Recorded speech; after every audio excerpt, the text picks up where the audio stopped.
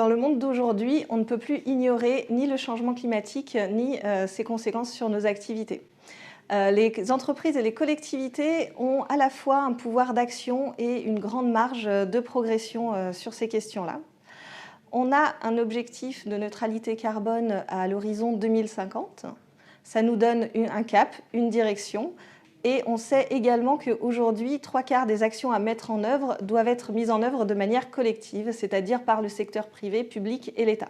Pour que ça fonctionne, il est capital que les enjeux climat soient intégrés au cœur des stratégies. Ça, c'est le constat. Aujourd'hui se pose la question du comment. Beaucoup de choses existent.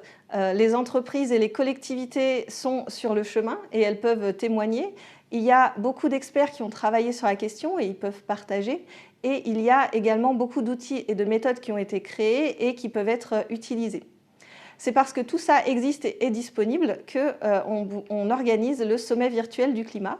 Donc c'est un événement qui a vraiment pour objectif de diffuser les clés de compréhension, les leviers d'action et les bonnes pratiques au plus grand nombre. Il reste beaucoup de chemin à faire, donc autant tirer bénéfice du chemin qui a déjà été parcouru. Le sommet virtuel du climat, c'est un événement 100% virtuel qui se déroule sur 2 semaines, du 22 novembre au 3 décembre, et qui regroupe des conférences et des ateliers en direct. Il a vraiment pour objectif de permettre aux organisations et aux collectivités de s'engager, d'agir et d'avancer concrètement sur la voie collective de la neutralité carbone. C'est un événement qui s'adresse aux décisionnaires, aux opérationnels, quel que soit le secteur d'activité. Aujourd'hui, VTED est partenaire du sommet virtuel du climat parce que nous partageons ces objectifs.